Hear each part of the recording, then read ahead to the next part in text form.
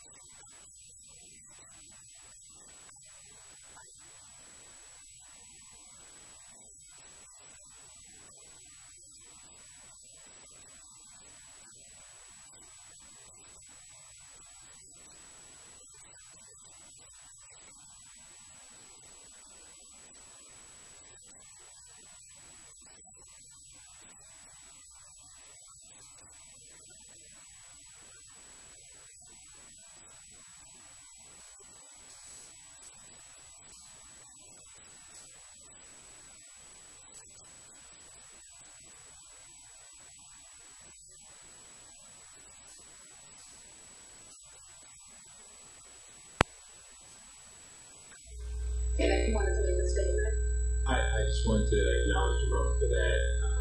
Oftentimes relationships in which there's an older man and a younger woman. Sure. I'll just go ahead and elaborate a little more. This is what we're about to reveal when we came back from break. Right, so I'm currently in a relationship with a woman who's 21 years, my junior.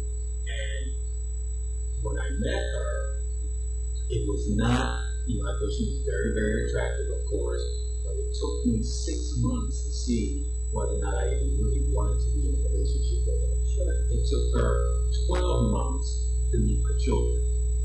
So we really took it very slow and very easy because I had concerns about being in a relationship like that. Right. Like, what do we talk about? What are our goals? Like, how would my children feel? And then, would she really be attracted to the son over me? How about that? conversations. She even mentioned, you know, while I did have concern when I met your son, or when I was going to meet your son, whether or not I was really going to be attracted to your son. That's interesting. We have these conversations. That's interesting. Right. And I think that should be setting aside the conversations and whether or not, and that's why I wanted to comment on that, then we're going to go to Magic in North Philly, but that should be a conversation piece no matter what age you are. If you're dating someone that is your age, 5 years older, 5 years younger, to pace yourself to then meeting your children, to then meeting your family, really thinking about whether or not you should be in a relationship. Man, woman, boy, girl, same sex, heterosexual, it does not matter. That really should be something that's considered across the board. And then what would come about is when we enter those relationships, it's like, what do we really know about ourselves during that point? So for me, for anyone, I think we should look at what can we contribute to the relationship. Oftentimes, when we look at the cooler approach, sometimes it has the stigma of being selfish. Just like when men go with younger women, oftentimes it's like just for the selfish reasons. Yeah. But when the focus is on the relationship, then you're looking at more of, you know, what can I contribute to this relationship? What can she contribute to this relationship? And then, you know, create the direction in which it's going to go. Sure. Just say, what if two people were just truly, honestly in love and wanted to be together? And 10 years, 15 years just so happened to be, you know, the age gap that's between them. I think it's just as simple as that. You know, you didn't find out how old the young man was until well after you had the first date. I don't know if there was anything on the first date that kind of gave you that information, but you didn't find out until later. So that could have been an honest attraction. We cannot avoid the truth that all of us age, we all get older, all of our limbs, you know, some get tired, we get some grease on them, and, you know, so it is what it is. So we're talking about relationships on the other side of the door. I want to talk more to you just to give some tips about healthy relationships, and not just man, woman, significant others, but in the workforce, you know, with family members, just your day-to-day interaction with other folks. You're listening to 900 AMW, you are doing it right now. Kenneth, yes. How are you doing with Madam? I don't know the name. Madam J. You heard the comments that were made. I think most of them were men that called in. What are your thoughts, very quickly, 30 seconds? In reference to the relationship that I'm in? Well, it's true. I've been in a relationship for 3 years now. Yeah, so it's been work.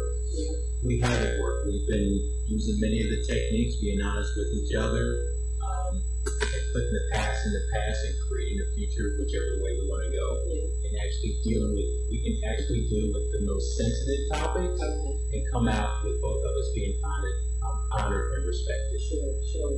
Well, we have less than a minute because Alex wants to divide so very quickly. And now someone who were to talk about one black relationship expert, you've been named the best Young Culture City paper. Congratulations on all your work. Thank you for being here. As for me, our resident consultant, thank you as well. Kenneth, with the alternative. I hope you had the alternative view. Lawrence teaches it. I have 30 seconds to read this. Our deepest fear is not that we are inadequate. Our deepest fear is that we are powerful beyond measure. It is our light and our darkness that most frightens us. We ask ourselves, who am I to be brilliant, gorgeous, talented, and fabulous?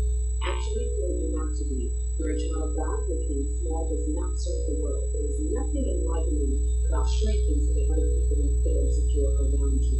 We are all meant to shine as children do. We